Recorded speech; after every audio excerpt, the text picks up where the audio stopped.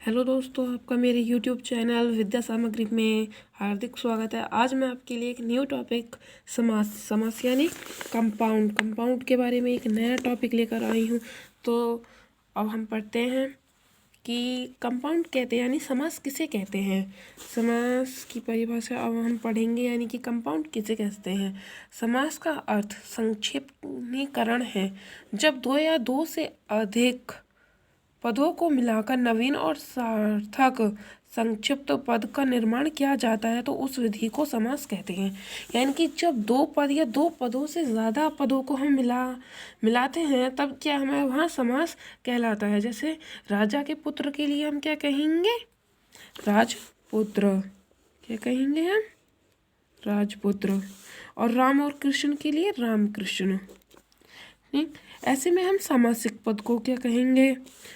समासिक पद क्या है, अब हम ये जानते हैं। समास करने से जो संक्षिप्त पद बनता है उसे समास पद कहते हैं। जैसे राष्ट्र का पति समास करने पर संसद पद राष्ट्रपति हो जाता है। यानी कि अगर राष्ट्र का कोई पति है तो उसे हम संसद पद में अगर मिला दें तो उसका क्या बन जाएगा, हमारा राष्ट्रपति ही तो बनेगा। तो अब हम पढ़ते हैं आगे, समास विग्रह किसे कहते हैं। यानी कि संसद पदों या समास पदों के खंडों को अलग अलग करके और उनमें फिर से विभक्तियां जोड़कर दर्शाने की रीति को समास विग्रह कहते हैं। जैसे गुरु दक्षिणा का समास विग्रह होगा, गुरु के लिए दक्षिणा। यानी कि पहले तो हमने क्या पढ़ा, समास पद के बारे में। किसके, समास पद के बारे में जोड़कर जो एक साथ लिख दें। जैसे राष्ट्र का पति तो उसका क्या हो जाएगा, हमारा राष्ट्रपति। अगर हम ये लिखें कि राष्ट्रपति का राष्ट्र का पति तो यहाँ पे क्या हो जाएगा, हमारा समास विग्रह। यानी कि हम अलग अलग कर देंगे। तो अब हम पढ़ लेते हैं समास के प्रकार। समास के कितने, 6 प्रकार हैं। 6 प्रकार हैं। सबसे पहला है अव्ययभाव समास, एडवर्बिएबल कंपाउंड। यहाँ पहला पद पूर्व पद प्रधान होता है और वह अव्यय होता है, अर्थात अव्यय पद के साथ दूसरे पद का समास किया जाता है, उसे अव्ययभाव समास कहते हैं। इन संसद पदों का प्रयोग क्रिया विशेषण के समान होता है। यानी कि जहाँ पहला पद प्रधान होता है और वहाँ अव्यय हो और अव्यय के साथ दूसरा पद किया उसका समास किया जाता है, उसे अव्ययभाव समास कहते हैं। जैसे आगे हम एग्जाम्पल में देखेंगे कि यथा नियम, यानी कि यहाँ यथा क्या है, ये हमारा यथा यहाँ पे अव्यय है, यानी कि यथा नियम, नियम के अनुसार। ऐसे और भी हैं हमारे, जैसे प्रतिदिन यानी कि दिन को हम क्या बोलते हैं, डेली यानी कि प्रतिदिन।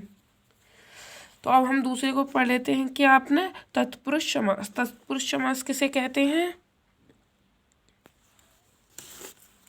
तत्पुरुष समास कहते हैं जहाँ दूसरा पद उत्तर प्रधान हो वहाँ तत्पुरुष समास होता है।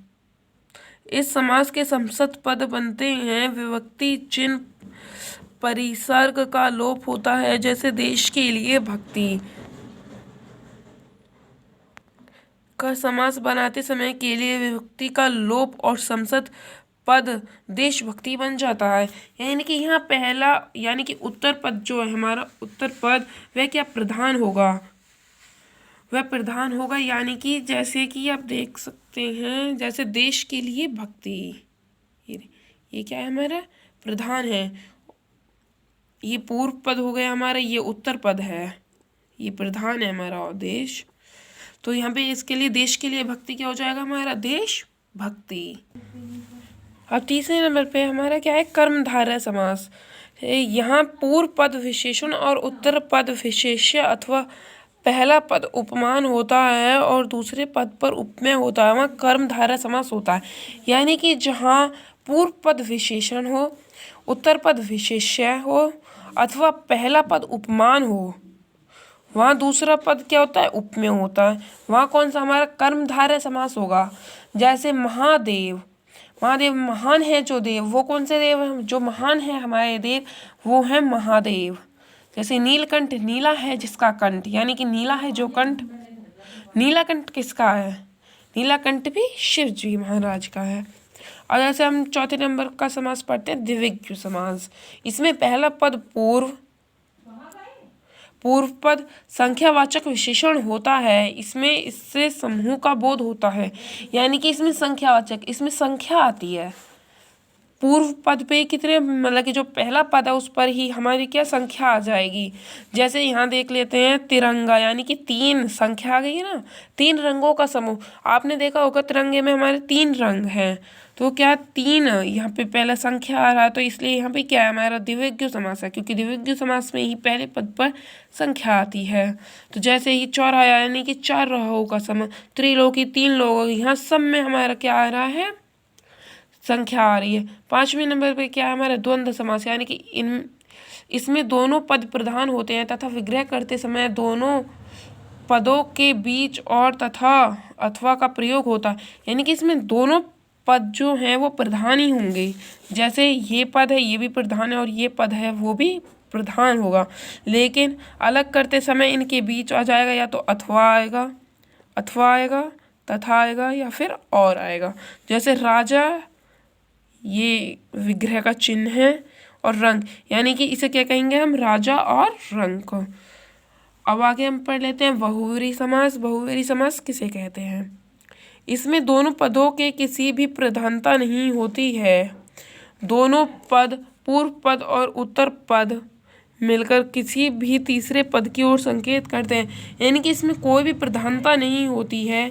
ये दोनों मिलकर एक तीसरे पद का निर्माण करते हैं। जैसे त्रिलोचन, 3 हैं लोचन जिसके, किसके हैं, शिव जी के। यानी कि 5 आनन, 5 हैं आनन जिसके, कौन है, ब्रह्मा। पीताम्बर, पीत है अंबर जिसका, कौन है वे, कृष्णा। महावीर, महान वीर हैं जो हनुमान। यानी कि यहाँ पे जैसे महावीर ये एक है, यहाँ के इनका अगर हम समास करें तो ये 2 पद हो जाएंगे, लेकिन इनसे क्या हमारा एक तीसरा पद क्या निकला है, यहाँ शिव निकला है। तो यहाँ पे कौन सा समास है हमारा, बहुव्रीहि।